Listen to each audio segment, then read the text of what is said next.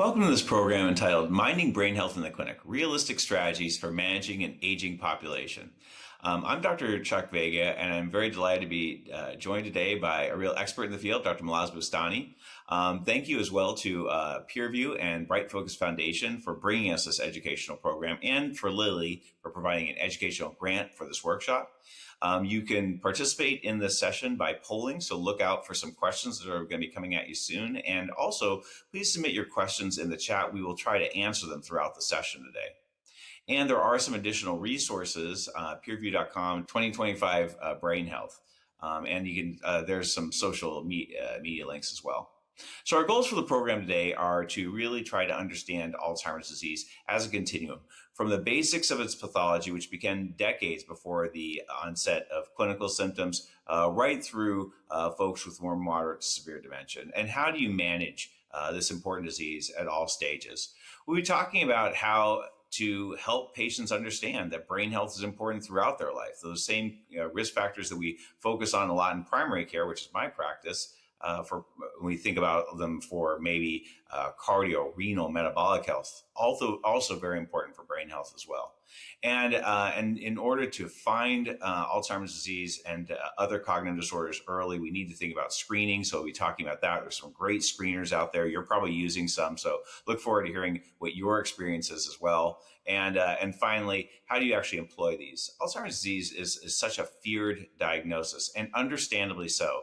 But there are always messages of hope, even in more severe cases. And so we'll be talking about how to effectively communicate and engage patients and their supporters as part of a treatment team. So let's start with the very tip of the iceberg, exploring some of the depths of Alzheimer's disease process. So we know that we really are facing an epidemic of Alzheimer's disease. As the population grows older in the United States, we are seeing more and more cases. Overall worldwide, there are over 55 million people living with dementia. It's certainly something that is very much related to age as a primary risk factor.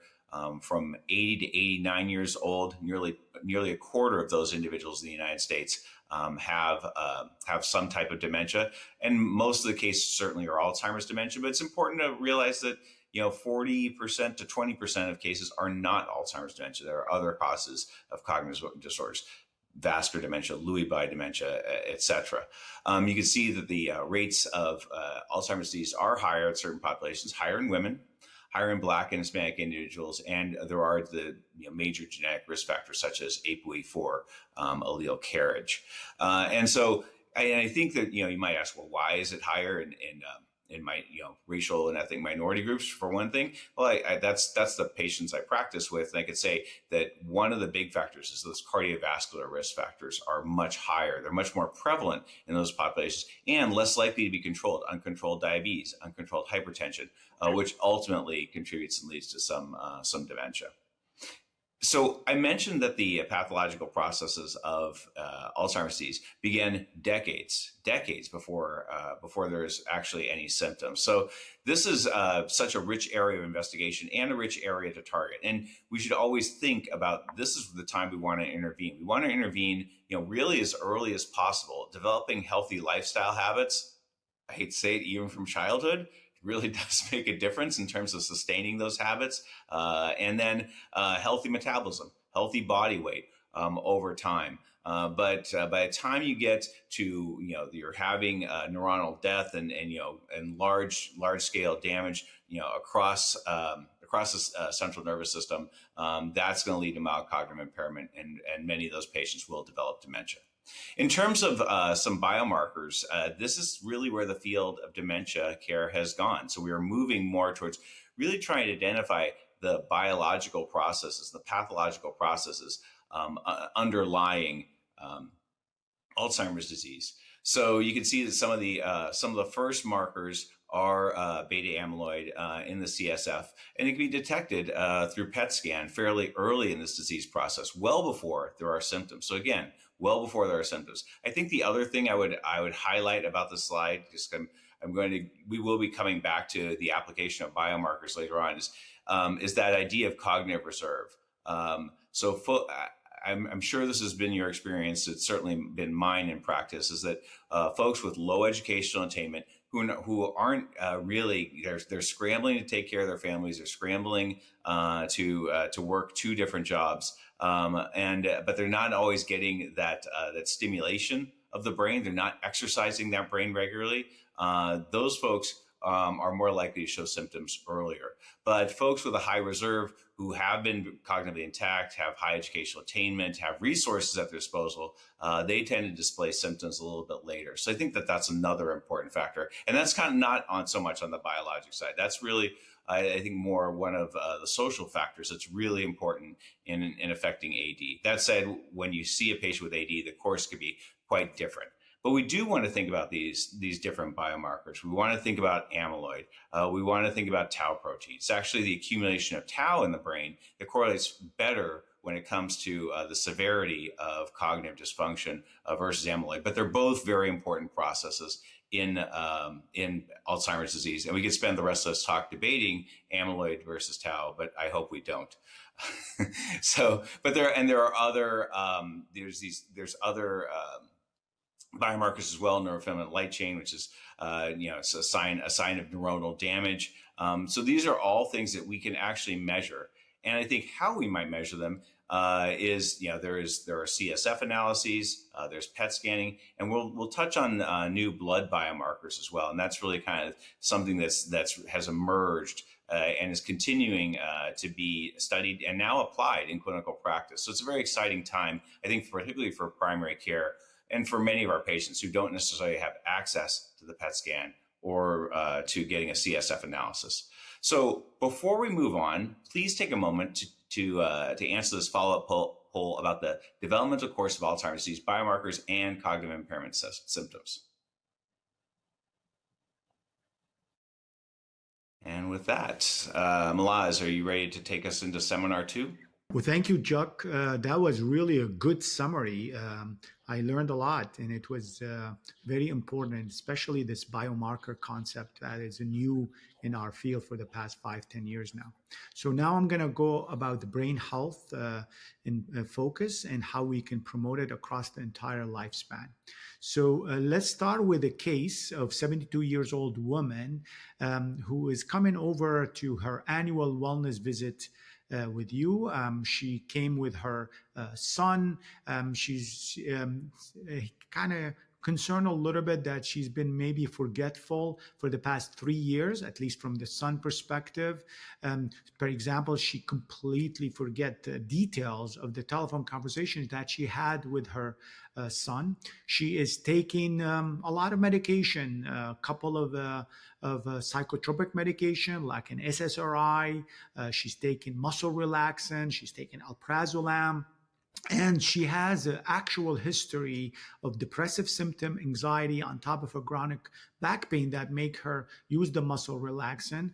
No family history of dementia, which is good. And she has some snoring, excessive daytime sleepiness. Her mood is still, despite taking SSRI, it's still low. And her son noticed that even her hearing is not good as used to be. So he detected some hearing impairments. So brain health, as you know, is the most important health, in my opinion, for humans. There's a WHO definition of brain health that I love it. It primarily looks at the brain health and function in a very wide, inclusive way. We all know without the brain, you can't stay alive. But on top of it, the brain focus on thinking. That's part of the job of the brain, your emotion, and also your motor function or your behavior in particular.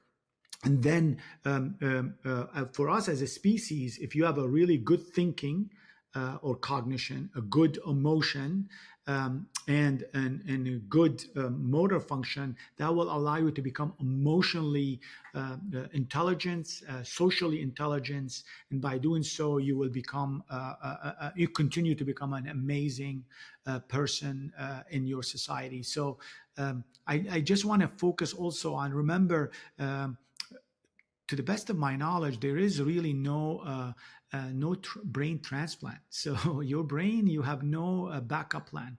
So you have to focus on keep it as healthy as possible. The good news is this amazing paper that came out last summer in Lancet that put things together and send in a very, very powerful message about how to keep your brain healthy. This study found there's 14 modifiable risk factor that account for 45%, almost 50% of future risk of developing dementia and cognitive decline. And if you look at these 14 modifiable risk factor, some of them start early life and some of them are later life, but the majority of them are in the midlife. In just next May 23, I will turn 54. So technically I am in the midlife, and this has become very, very important for me, especially with my own risk for developing future dementia. So this gave me a lot of not just soft hope, but a very concrete, operationalizable hope. And let me go focus on this midlife. Number one, hearing impairment, high cholesterol, high blood pressure, diabetes management, make sure I have a healthy weight, stop smoking, make sure I don't hit my head and have traumatic brain injury, emotional health with a focus on depression, make sure I don't excessively drink alcohol. A lot of overlap in these midlife risk factor modification, not just with healthy brain, but also healthy heart. In the later life, uncorrected visual impairment is important, social isolation, and we learned that from COVID, in particular in air pollution. These are the 14 modified risk factor that can reduce the risk of dementia by almost a half. And then how do you manage them? You are a primary care clinician. You are the master in prevention. I don't think any other discipline is as good in prevention as primary care clinician. And a lot of your prevention strategy for healthy heart can be beautifully translated. So you get two gift in the price of one. If you think about it. So I'll focus a lot on the specific one for cognitive health, which is hearing aids and taking care of your hearing loss, your sleep and sleep hygiene in particular, your social isolation management, and finally cognitive exercise to stay sharp. These are specific for brain health, but the common feature of brain health modifiable risk factor with a healthy heart are the typical cholesterol, diabetes management, hypertension management, obesity, mental health management, protecting your head and prevention of traumatic brain injury, staying active physically, and looking after your eyes, in particular if you have a diabetes, and obviously not smoke. So within that piece, the other big thing for you under your control and you as a primary care doctor, especially if your patient who are 65 and older have multiple chronic condition, they will end up taking a lot of medication, and some of these medication might have adverse cognitive effect that can increase the risk of developing dementia, specifically anticholinergic. And therefore, in that population, you can try to de-prescribe anticholinergic, stop them under your control, make sure you have monitor for any unintended consequences, and then you'll be in very good shape with that perspective. So I hope now to move you and maybe hand it over the baton to Chuck to discuss with you and share with you overcoming barrier to patient conversation about brain health. Chuck? Yeah, absolutely. I ran track. I get it. So yeah, I'm happy to take on this third leg, but I do want to make a comment on a couple things you mentioned. Just those modifiable risk factors, so important for us in primary care to identify them. And then we always want to be sentinels when we think about overall preventive care for, particularly for older adults, but even in our middle-aged adults, it's important as well. One thing that became really clear to me, and I became more of a sentinel for, was during lockdown and pandemic when we were doing a lot more telehealth.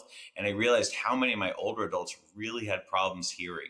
So oftentimes they were older, they couldn't do the video visits. We were stuck with telephone visits, and boy, it was really hard to communicate with them. And so in addition to the A1C and like, let's change your medications a little bit, like, let's get a hearing, test for you as well, because and that really is one of the most modifiable risk factors. Think about how frustrating it is when you can't hear regularly, you can't understand people, and you already have some cognitive dysfunction. Could make MCI appear a lot more like mild or even moderate dementia.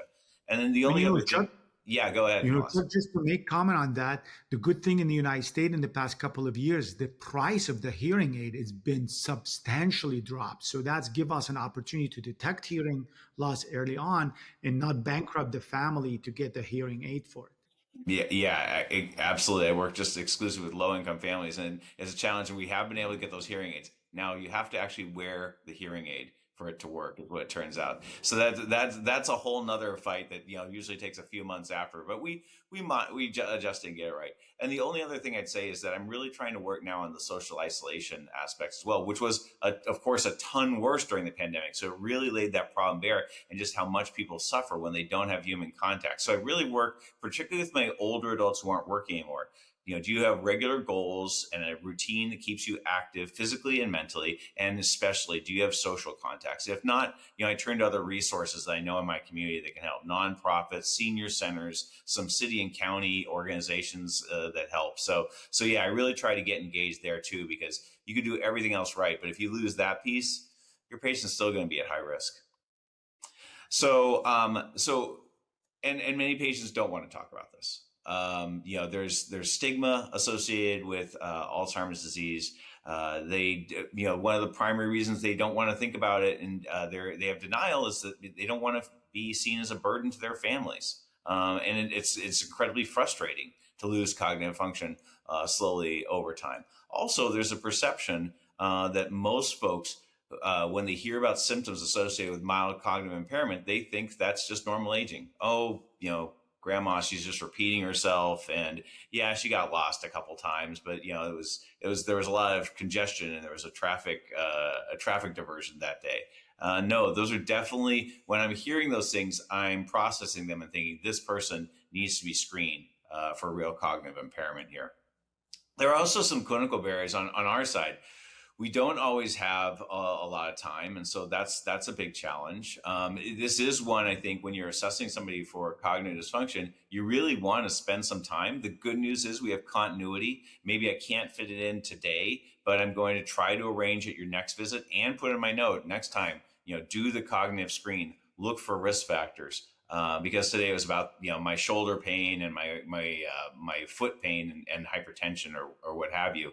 You need to address those patient issues first, but I always come back. I don't let go of the cognitive dysfunction, and it would help to have biomarkers, particularly more available in primary care, because right now we are using these clinical diagnostic tools, which are excellent, and I'm going to go through them. But at the same time, backing it up with that objective evidence is really, really important. And then we don't have enough Dr. Boustanis around. We need a lot more specialists in this area. We need more geriatricians overall. We need more neurologists and other folks who can provide that really specialized care and be our wing people, in addition to ourselves as primary care, who can maybe provide that extra level of care for folks with dementia. And sometimes it's even saying the same thing, from two different offices, talking about some of these basic interventions to make, some of the pharmacological interventions too. But hearing it from different resources sometimes makes a bigger difference, especially in somebody with cognitive impairment.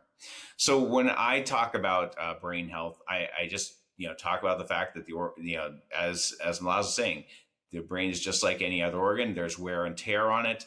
We want to set folks up from the get-go for good brain health over time, and that we now have more effective treatments than ever. So we always want to end our discussions with messages of hope. Even in terminal cases, I still end with a message of hope. We're still going to respect your wishes. We are going to treat you with dignity throughout. We are going to make you as as comfortable and as safe as possible. Those are small messages of hope, even the bleakest of circumstances. And so while we understand that everybody experiences cognitive aging at different degrees, we really want to maximize your function over time. And that's one of my favorite things to do in terms of messages of hope, is take somebody with those earliest stages of mild cognitive impairment where we're able to detect them early, and they always have questions like, well, should I go on this big trip? And, should I talk to my brother whom I haven't, spoken to in 18 years because of some fight over Thanksgiving many years ago? And it's always, my answer is 99.99% of the time, yes, yes, and absolutely yes. Like, it's not going to get better. So now's the time to do those things. And helping folks to do those things is actually a real great joy for both them, their families, and me too in my practice.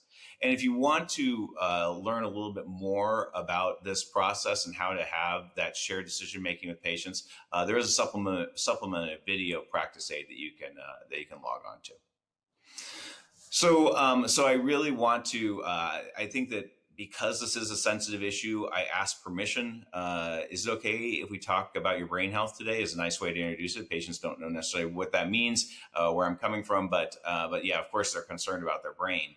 And then I may mention, I notice you've been missing a lot of your medications, and you've missed a couple of appointments now.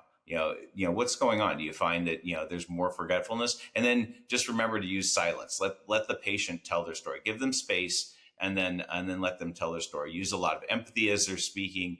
A lot of times there might be some tears here and some real difficult times. But again, you're identifying something really important that is going to be a major impact on their lives, and you want to get on board with diagnosis and treatment ASAP. And so I think those are some of the principles of communication. For folks who really are bearing down and do not want to discuss this, again, be a good sentinel. So that patient who always was getting their medications on time, got their labs before every clinic visit, just like you ordered, and saw like 3 specialists. Having a chronic illness, especially if you have 3 or 4, is a full-time job. It's a complex mental task. And so we in primary care, the patients who are falling off that task, particularly if I don't get to see their family members or their loved ones coming in with them, and so I don't really have a reporter available, then I think it's really good for us to think about. Patients who get in a car accident, patients who have, and certainly when the family member comes in whom I haven't seen ever, and they're there after 7 years of seeing the patient, and the patient is an older adult, many times it's because that's exactly what they want to discuss. I'm worried about my uncle, my dad, my aunt, whomever, slowing down. And sometimes it's a concerned neighbor as well, or somebody who's a part of an organization they're in. And so I see those relationships too. Don't just think about the family. There's other relationships that are critically important there as well. And then, especially, I work in 80% of my patients or so prefer speaking Spanish. There's a lot of stigma. There's stigma, but mostly it's really kind of a lack of insight and knowledge into the process of Alzheimer's disease. So many of my patients, when I tell them, when I ultimately say, well, this is a diagnosis of Alzheimer's disease, they really don't know what I'm talking about. And so you just go at your patient's pace and ask what they know. What do you know about Alzheimer's disease? Well, not much. I just know it affects the brain, and you die from it. And then so you pull back from that. Well, actually it's a long process of an illness, and there are interventions we can make that will make a difference in terms of how you feel and how you're able to think and act. So hopefully you found that helpful. Before we move on, please take a moment to answer this follow-up poll on educating patients about brain health and screening for cognitive decline. Okay, thanks. So now let's talk about applying effective communication strategies in patient conversations about brain health. So we have a case. This is Frederica. She's 72 years old. She's been experiencing some forgetfulness. She's accompanied by her son, who reports that Frederica has become increasingly forgetful over the past 3 years. Sometimes forgets the details of a phone conversation that they just had, repeating questions during the phone call. So if we look at her med history, so important. This is, again, low-hanging fruit. I talked about hearing loss. This is, and Malaz talked about med reconciliation and really trying to deprescribe. This is another rich area. It can make a big difference pretty quickly for older adults. So she's on a daily SSRI, okay, high-dose gabapentin, high-dose muscle relaxant, nightly alprazolam. I'm getting anxiety just looking at this med list. And then, and she does have depression, anxiety, and chronic back pain. So you have to respect those. We still want to treat those, but maybe we could think about some options. No family history of dementia. She has snoring and excessive daytime sleepiness. She has low mood. Okay. And she's hearing impaired. All right. So I think we have a lot to work with, Frederica, and we are going to. So, Malaz, when you see her case, like what stands out to you as some of the, some of the reversible things that we could maybe make a change in terms of her cognitive function? Well, ironically, Chuck, is I see this and I see a lot of opportunity for family to come back and the patient come back and say, "You have saved my mom." I mean, this is in geriatrics in general, and in dementia in particular. When I started my fellowship, almost 20 plus years ago, the future was always really bleak. And except when you have these kind of cases of potentially reversible cognitive decline, not dementia, but reversible cognitive decline. And the big ones are these two things that you highlight. As you know, Chuck, if you have major depression, and if you get the right treatment for major depression, you can be in remission 50 to 80% of the time within 12 months. I mean, amazing for depression. And if you are taking all these medication with adverse cognitive effect, like the benzodiazepine, the muscle relaxants, and if you take them out, the attention and concentration will get better, and they will feel very quickly that they are a little bit more aware, more alert, and more oriented. So deprescribing for me become a really amazing opportunity to make difference for these patients, for this patient in particular, and her son might notice that more than her. And the second one is it's really optimizing the management of her depression and anxiety. So what, yeah, Malaz, I'd love your perspective as I editorialize here for a second with the muscle relaxants. When I started in training, baclofen was really reserved for folks with severe chronic neuromuscular disease. So they had cerebral palsy, they had a stroke with a painful myopathy, and so it was really only those patients. Now, if you lift up a bag of groceries and you strain your back, it seems like folks are getting like 100 tablets of baclofen. And it's just, that's a really powerful sedating drug. I don't get it, and really just try to, minimize the use. And if I'm using a muscle relaxant, I'm going to use the one that's least sedating and certainly for the shortest time possible. And, it's hard to treat pain, certainly in older adults, but using, I hope that Frederica, really got a multimodal approach to pain that really focused less on pharmacotherapy, which could be, there's not a lot of great choices there when you're 72 years of age, and instead really try to refocus. And sometimes you get a little extra bang for your buck by combining, if she's going to a yoga class or a Tai Chi class, that could also be a chance for socialization for her too. So that's kind of a win-win for a lot of patients. I mean, Jug, the problem, as you know, as a primary care, is the pressure from the media that put on the patients for looking for that miracle drug. And they come over and almost like they demanding that prescription.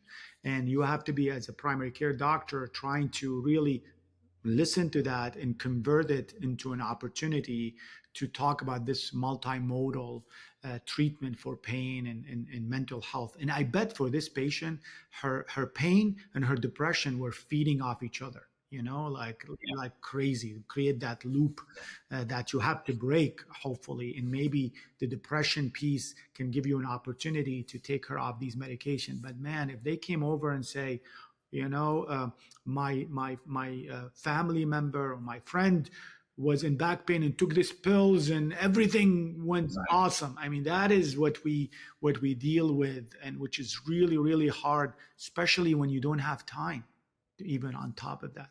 The only other thing I would add to this case is the fact that you have that vicious circle. You're absolutely right of the pain and depression, but probably what's accelerating that nasty merry-go-round is the sleep. So if she also has OSA, or if she's having sleep disturbance because of the depression, that just makes everything worse. So I talked about how I'm trying to do a better job of emphasizing patients' goals and social enrichment earlier in their life. But the other thing we really want to emphasize throughout the life course is healthy sleep. It makes a huge difference in a good number of outcomes. So definitely modifiable. You're so right. You're so right. Absolutely so right. So let me end with asking you for this section before we move on. Please take a moment to answer a follow-up poll about modifiable risk factor that can impact brain health. All right. So we do have another case now, and this is Sabrina. She's 48 years old. She comes in for her annual physical exam. Now, she's a software engineer. She works between 50 and 55 hours per week. She has a divorced mother. Two high school students live with her full time. You can see some of her numbers here. Her LDL is a little high at 155. Her HDL is 80, and her blood pressure is also modestly elevated. Her BMI is 28. She has insomnia 2 or 3 nights per week, but she says she can't exercise even though she wants to because of her time in work and her time with kids. Now she used to drink alcohol. She stopped 5 years ago. Her mother and father are still alive in the early 70s. Mother was recently diagnosed with mild Alzheimer's disease and dementia. Father has hypertension and type 2 diabetes. So what do you think, Malaz, when we think about this case, and maybe any comments on Sabrina and how you might approach her case? Sabrina remind me of myself. I lost my father to dementia last May, almost a year ago, but he lived with it for almost 5, 6 years. So when we diagnosed, and I actually missed diagnosing my father, just FYI. Like I completely missed it by at least 2 to 3 years because I didn't do this. We don't do a typical. I didn't follow what we're discussing here.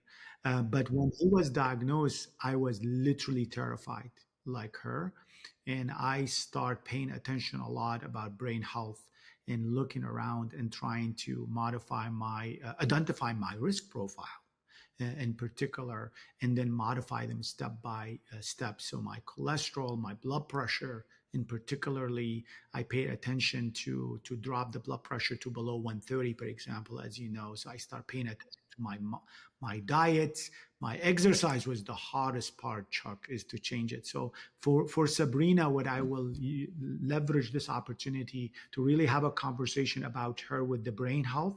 Number one, does she care about her brain or not? And sometimes just having that question, Chuck, it's give them permission. And I right away say, I'm worried about my brain. I share with them my own story. And we have that conversation. Yeah, absolutely. I think that's right. And I think if Sabrina's more focused on the here and now, which I completely understand because she's stretched really thin, would be just asking like, well, how is your function at work and with your kids? How's your concentration? Pretty good. I have a feeling she would like to be sharper. And so, that might be a good moment to talk about, lifestyle and sleep. I'm not going to, does she need a hypnotic agent? And, well, okay, we'll just kind of use that to get her to 7 or 8 hours of sleep. No, I think that's not a choice at all I'd want to make right now. Instead, it's really a kind of like what you had, Malaz, and many of us have had during our adult lives is kind of okay, let's take a step back and see how we might approach things differently. I don't expect her to make wholesale changes because those rarely stick. And I want changes you can live with and then actually grow from. But maybe trying 2 or 3 things, and then again, the importance of follow up can't be stressed here enough. I don't think we're gonna, have one visit and she'll see everything differently, and everybody goes on to live to 120 years old and very happy. But I think it is important to make a first step, especially in a wellness visit, to address these things. Well, one thing, Chuck, you mentioned, I use this terminology at least with my colleagues and some of my patients. I don't see 48 years old women. To us, this is most of our patients are older. But this is like a pediatric case for you. Yeah, it's like we call you're too young for us. You're not wise enough for our patient population. But what I try to tell them is this: you are into ultra marathon. Brain health prevention in the journey. It's an ultra marathon. We, hopefully, our primary care clinician and ours, we're going to be your coach. We're going to be working with you. You're going to have a lot of deliberate practice. You're going to fail. Things might not get really sustained, but we'll be by your side. We'll go after it. We're going to keep our eyes on your risk factor. We're going to tell you the truth. When your blood pressure is above 130, we're not going to dismiss it, but we're going to see it and we're going to say, all right, let's work on it. When we look at your cholesterol and it's very high, we're not going to dismiss it. When we see that you're not exercising enough, we're not going to dismiss it. When your stress management is not optimized, we're not going to dismiss it. And like you said, if we find out you have hearing problem, we confirm it, and we order the hearing aid, and you take it, you start purchasing it, planning to purchase, but you don't use it, we're gonna work with you on how can we problem solve, how can we manage it so you can use the hearing aid. So we are by your side on this journey, for you and for us. I bet most of your patient in your journey, Chuck, they've been growing up with you, so they started maybe young and together, and that's the trust that primary care clinician have with their family that I don't have at all. Well, no, I think but you have it. Just take you're waiting for them to get a little bit older and wiser. But yeah, it is really important. It's something that we definitely want to focus in primary care. Sometimes I find it's a lot or I guess healthier for me, and maybe more useful to think of myself more as a health coach than a physician in those kinds of cases. Yeah, I'm here to guide you, but ultimately you're going to choose your course, and you know the best path as a patient, and maybe as a with a loved one there as well. But at the end of the day, you have to do it. I'm just here to try to make it as easy as possible. So let's kind of move into our diagnostic phase now, if that's okay with you, Malaz. So thank you, Chuck. I just want to let you know this is very personal story with me. It was very humbling experience. I thought I know it if I saw it, and I can tell you, like I share with everybody, I missed the diagnosis of my father. And now I'm more humbled and believe that there is need for tools, processing strategy embedded within the primary care system because of that relationship, Chuck, that you have with the patients for quite some time. You've been on that journey with them for quite some time. That I think I'm not overconfident anymore that somehow, I'll look at you, and right away by looking at you, I'll find out you have actually mild cognitive impairment dementia. So I've been humbled in what we're going to share with the audience here, a couple of tools, processes, and strategy that can help in the early detections of mild cognitive impairment, Alzheimer's disease, and other related dementia. So you won't face what I had to go through with my dad, and how I misdiagnosed him for at least, I think, 4 or 5 years for sure. So why early detection of Alzheimer's disease? And from my perspective, the big thing is there's 3 breakthroughs that happened in the past 5 to 10 years, specifically in the past 3 years, that this hope, the message of hope, is real now more than before. Number one, we already talked to you about 45% of future risk of dementia, cognitive decline can be prevented. That's unbelievable. Number two, and we'll discuss this in more detail, if you were unlucky and you have an Alzheimer's disease pathology that explain your diagnoses of mild cognitive impairment and dementia, then now, at least in the United States, there's 2 FDA-approved medication that can, within 18 months, can slow down that cognitive functional decline. And the third thing, at least in the United States, if you were very unlucky and unfortunately you developed dementia,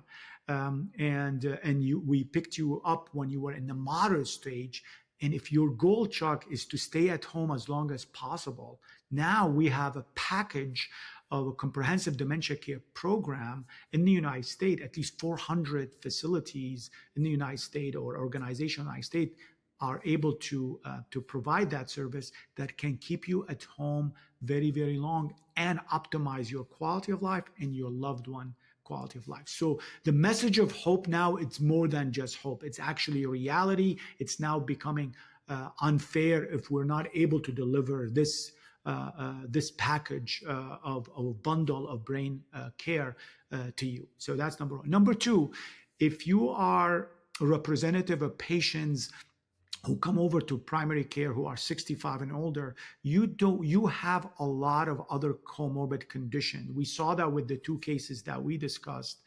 For example, diabetes, hypertension, osteoarthritis, and therefore you're going to be taking medication. And some of these medication are psychotropic medication, and you need to make sure, are you taking the right medicine in the right time in the right place? So if you have memory problem, there's no way you will be able to safely take your own medication. And therefore the management of your other chronic conditions will be in jeopardy, including your blood pressure, your diabetes, your coronary artery disease.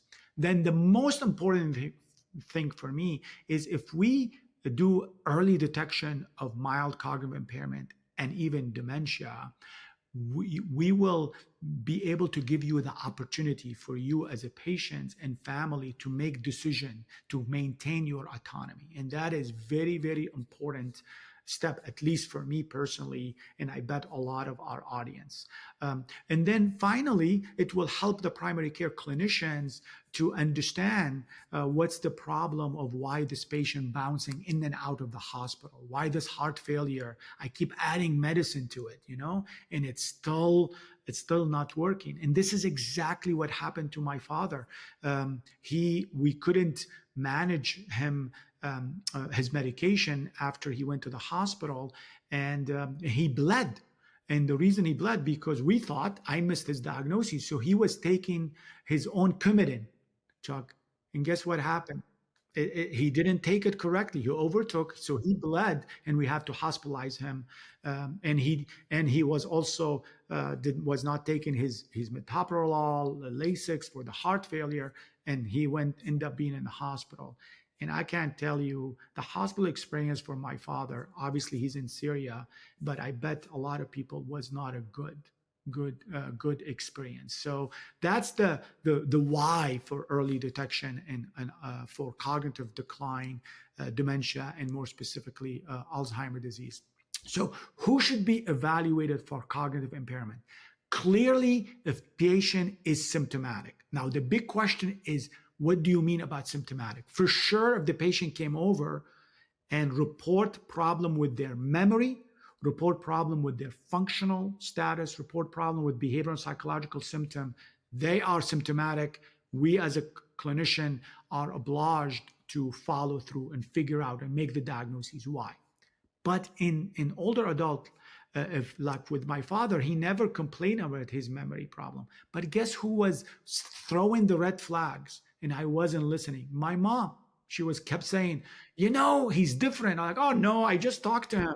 He seems all right. Everything. He's a dentist. So the caregiver, the family member, the care partner, when they come over and do what I call it, kind of pull you out a little bit and say, hey, can I talk to you before you talk with my loved one? That's usually red flags. And then finally, you as a clinician who's been on this journey with the patients for quite some time, you will observe certain things. I live in the United States. My father used to live in Syria, so I didn't have enough time and space with him to be able to pick up these subtle changes. But you as a clinician, if you saw these subtle changes, then they become symptomatics, and you can go from there. Now, we've been able, at least in our healthcare system, we've been able to leverage the electronic medical record system and be able to pick up these red flags from the electronic health record and flag it and send it as a messages to our primary care clinician. So these are the three type of populations that I think that we should follow in and start assessing their brain health in general, but specifically their cognitive health. So this is a really nice slide that kind of simplifies the journey from a healthy aging, unfortunately, all the way to develop dementia. But in that journey, we kind of split it out. A part of that journey where primary care clinicians are crucial for helping and optimizing brain health. And then there's the last section or phase of the journey where you need dementia specialists like myself as a geriatrician or geriatric psychiatrist or behavioral neurologist or what we call memory care clinician. So I'll focus on the primary care clinician, Chuck. This is under your control. This is not a concern. This is not influence. This is a control field. You start with the healthy aging. We talked about the prevention. Then the crucial one is the symptom detection, like what we went through. That patient self-report, caregiver self-report, clinician gut feeling, or an alert generated by the electronic health record. And there you can do, depending on your time allocations, you can start with a simple, brief cognitive tool, and then you move on that journey to do a more full diagnostic workup.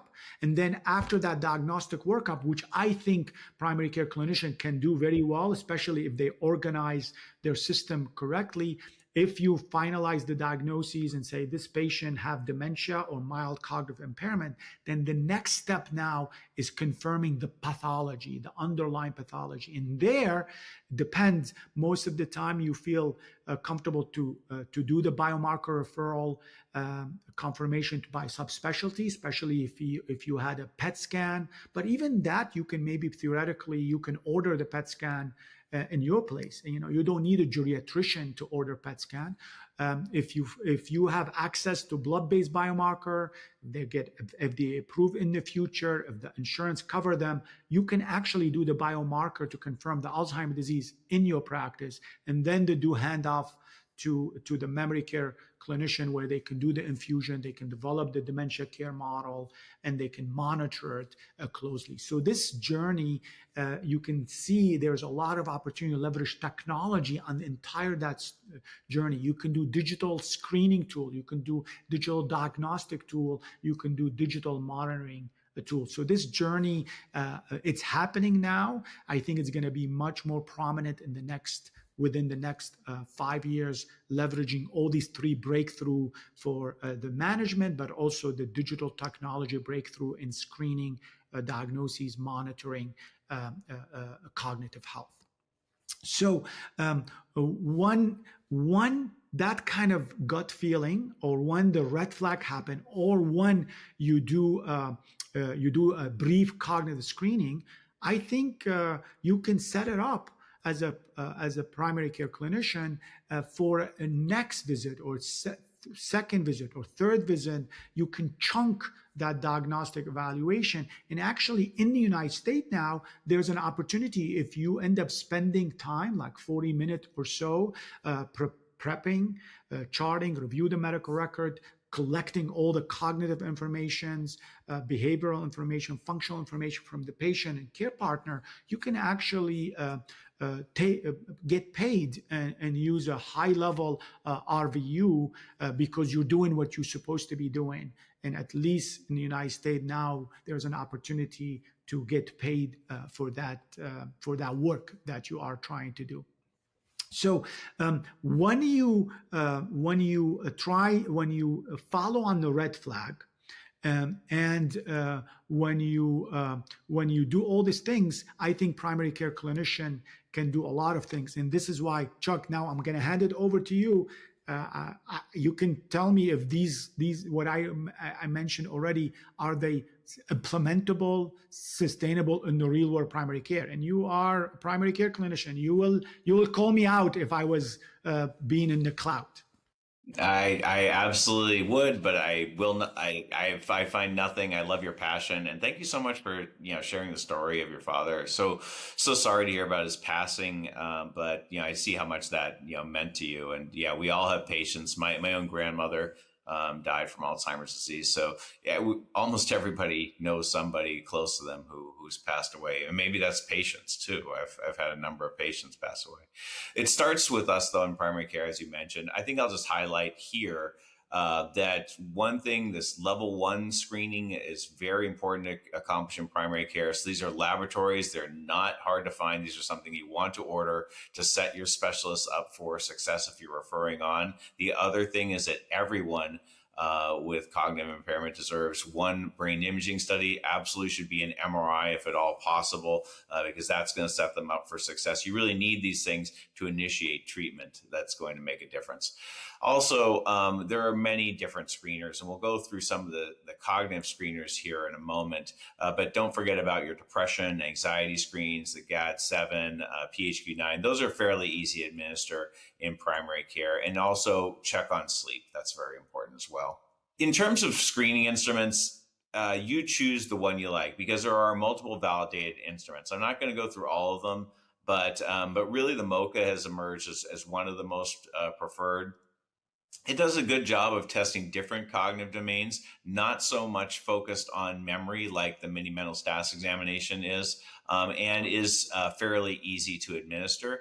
The mini-cog is my go-to when I really don't have time, and I use it for patients who are low risk. If we think back to our 48-year-old patient who was really frazzled and has a very busy life and says, yeah, I keep forgetting things, still unlikely to have a true underlying, say, Alzheimer's pathology. but I could run a mini cog with her, and might be able to reassure her, and that opens up the conversation. Lifestyle changes. Slums can be helpful too.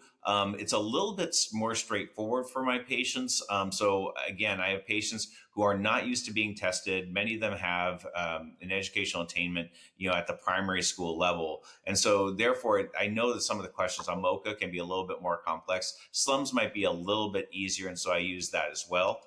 But you pick these are things you can definitely do in that level 5 visit, or even if you have time with the mini cog, you can certainly fit in at the end of a regular clinic visit as well. So that's the mini cog. For those of you who are less familiar, is just a 3-word registration, and patients have to recite back immediately after being told the words. Then they have to remember them during the process of doing a clock draw test with them, and then you score it based on their clock draw and recall on their recall in the in the word registration. In addition, the MOCA will certainly go beyond that. I think it's a more comprehensive tool, as I mentioned. So it tests other measures of visual spatial cognition as well, and it tends to be more sensitive than an MMSE. It doesn't have the copyright restrictions, although you should go through a brief training in order to use the MOCA appropriately. And then finally, if you get a chance to have a reporter there, that's great. And if I don't have a reporter there, then I'll ask permission to call. Who are you close to? Is there somebody who can tell me about some of these issues you've been having with forgetting? And so oftentimes it's an adult child, but maybe it's a friend, maybe it's somebody whom they know from one of their social organizations. All good. But yeah, those are the 3 key questions. Are repeating questions? Are they really, do you see them losing their ability to do complex tasks? That's the one the family members are probably going to know a lot about. And are they getting disoriented in a familiar place? And so sometimes when you get into the conversation, you ask the patient, have you gotten lost lately? Well, they keep changing the signs. And so on a generally, when they are able to have the same route and they always go to the store this way, they're unlikely during more mild dementia to become lost in those situations. But it's the day when there's construction and they're rerouted to a different street, and they can become completely disoriented and get lost for 3 hours. That's definitely a red flag for dementia.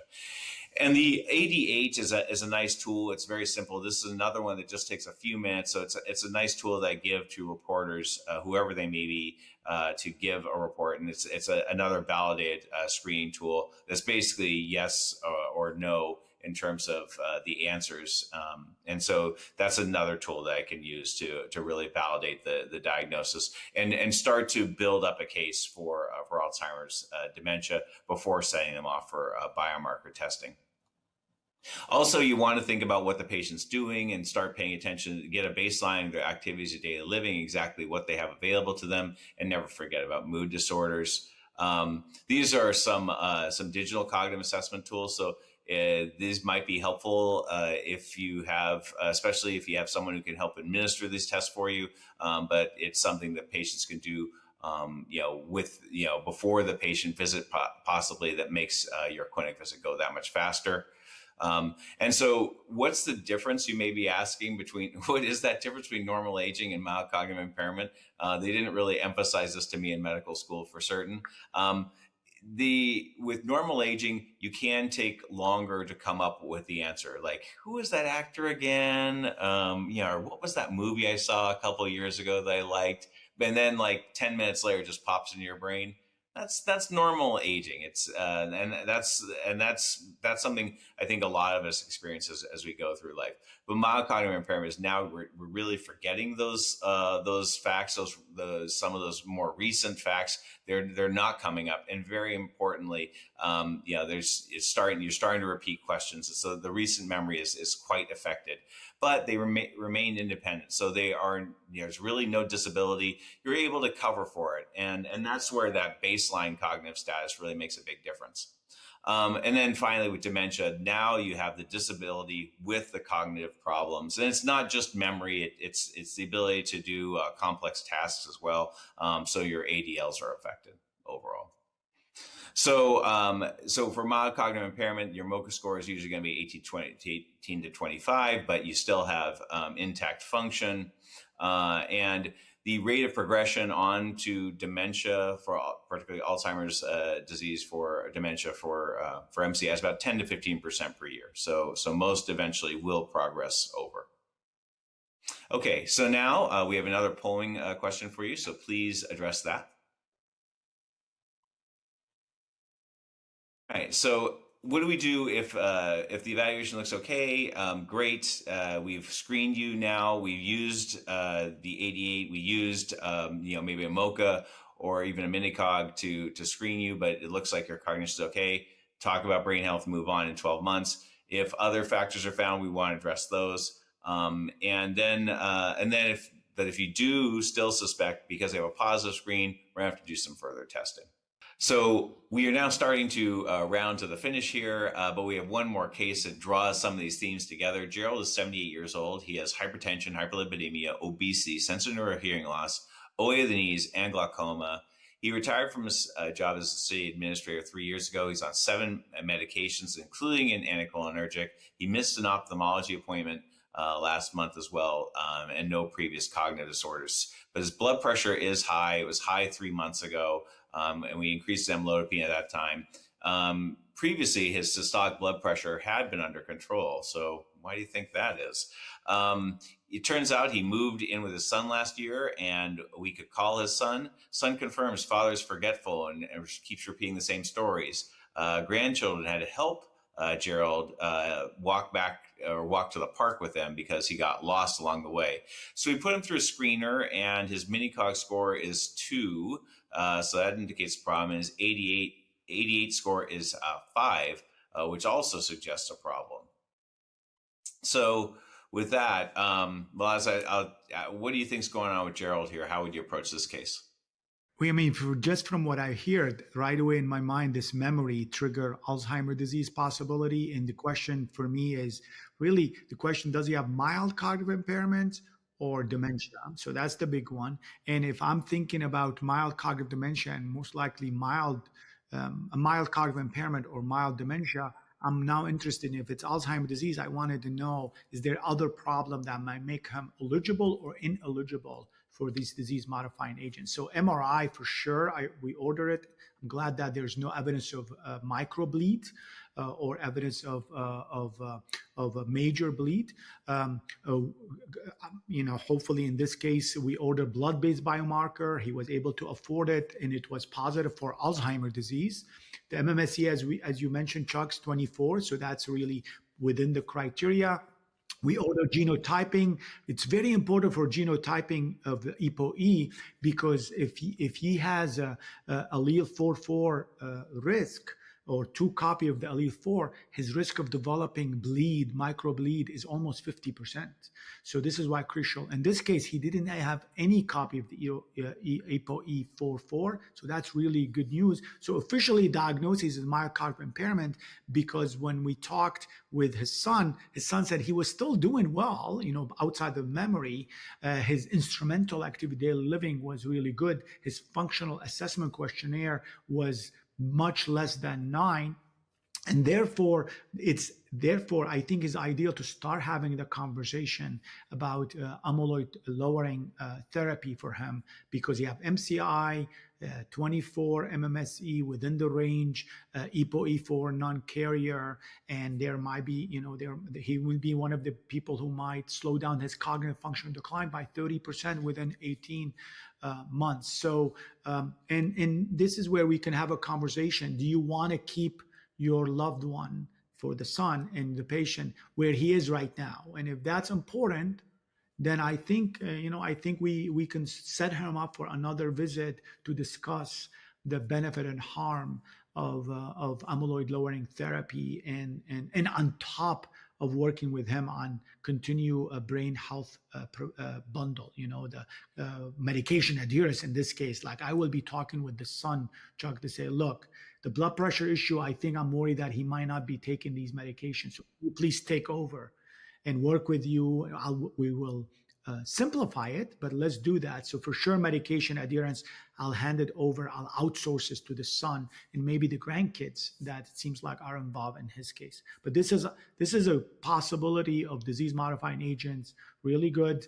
We'll hand it over to our memory care practice where they have the infusion and they have a really nice protocol to follow up and monitoring him, make sure he get the benefit, not the harms. Yeah, and that's probably my message of hope here is that even if you decide not to pursue monoclonal antibodies, and there's reason not to, not everybody's a candidate, but you actually fit in the window, and unfortunately we miss a lot of patients. They have actually developed more moderate to severe dementia where they're not really going to qualify for monoclonal antibody. At that point, the disease has progressed too far, and they're not going to significantly benefit from that treatment, which is a bit of a shame. So here I think of it more as an opportunity. It's nice to have the option, if nothing else. With that, Malaz, I'll hand it back to you. Yeah, so please don't forget about brain health. Don't Let's not practice below the neck medicine only. Let's move above the neck. I think we're mature as a healthcare system to do that. And remember, brain health prevention and CV health or cardiovascular disease have a lot of overlap. And primary care doctor Chuck, like you guys are the star in that piece. If patients have any kind of symptom reported by themselves, by their family member, or you notice, start the cascade of brief, depending on your resources, brief cognitive assessment, diagnostic workup, blood-based biomarker or other biomarker confirmation, and hand off for the dementiologist if you want to. If you are on that journey, it's a complicated journey. I loved listening to you, Chuck. To have this shared decision making involve not just the patient and family, talk with them, listen deeply to them, and work with them. And you don't need to tell them everything right away. You can chunk it. You can do a couple of visit. Specifically, you can maybe arrange a family visit where the patient and family come over to disclose the diagnoses, co-design the brain care plan and the journey with them, and assure them that you will always be by their side on this journey. So for more information, you have this amazing website, peerview.com 2025 brain health. Over there, if you could submit post-test and evaluation for credit, download the slide, and we have a lot of resources and tools. You can watch the replay for the 24 hours. Request a live meeting if you want to with Chuck for sure, and with me, and then visit pacealz.com for more resources. And there's other resources in a foundation that dedicated all of their effort to give resource tools and processes to support the healthcare system and the patient and the family. Bright Focused Foundation is a very important resources. No, I want to thank you as our audience as well. Hopefully you found this discussion helpful to your practice. It's certainly pragmatic and something I see every day. But I know you're very busy. Thanks for taking the time, and be well, everyone.